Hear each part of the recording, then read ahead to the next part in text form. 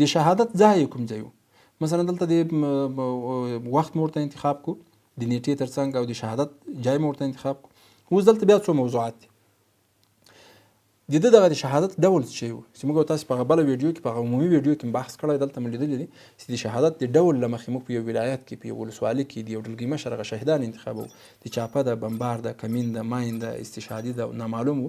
په دې موضوعاتو کې ما ته دلته کله لیکو یا نور ډولونه دلته ما ته هغه ډول ورسره اضافه کوو، د هغه ډول له مخې به هغه شهیدان نور راضي پسې. خو پیل لپاره موږ دغه شپږ موضوعات ورته انتخاب کړي. مثلا زه وایم چې بمبار په نتیجه کې دا سړی شهید شو. اوس په دې ځای کې د قبر معلومات دي، د قبر دغه کوم څوک چې شهید شوی دی، موږ تاسو ملګری یا موږ تاسو قریب یا موږ تاسو اتل دغه مجاهد دې د قبر معلوم ده که نامعلوم ده. ډیری د موږ تاسو هغه اتلان هغه تر اوسه پورې قبرونه نامعلوم دي، ولی هغه څوک چې موږ تاسو ته معلوم ده چې دغه قبر دلته پکې ثبت کو چې هغه کوم ځای کې دفن شوی دی. زه راځم که نامعلوم وم نو مخکې پسې ځم، ولې ده ضرور نامعلوم یا معلوم یو څه شی به انتخابوي، خو زه معلوم انتخابوم چې دې سړي قبر ماته معلوم ده. د قبر ادرس یې چیرته دغسې یې لیکو یا د نقشې له طریقې یې انتخابوو. دغه د نقشې له لارې چې کله انتخابوو زه دې نقشې ته راځم، بغلان ولایت ته کله چې بغلان باندې کلیک کوم، مثلا بغلان ته راځم، بغلان چې راخلاص کو بیا بغلان کې دلته پسې ګرځم، قرار دا راوزم کوم او دلته هغه د قبر برخه پکې غواړم.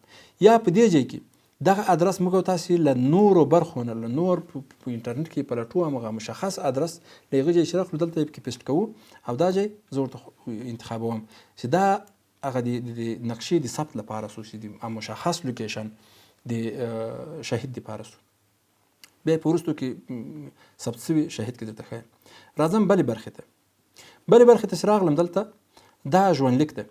په ژوندلیک کې د مبارزې د پیل نیټه کومه ده؟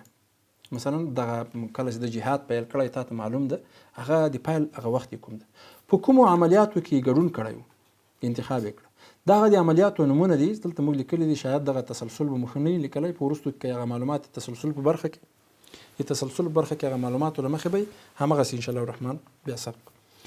په کومو ساحو کې جهاد کړی دا اختیاري برخه ده. یو څوک ده په مختلفو ولایتونو کې جهاد کړی ده، همغه مختلف ولایتونه راخلو چې پلانکۍ پلانکۍ پلانکۍ ساحه کې جهاد کړی دی. ژوندلیک برخه ده.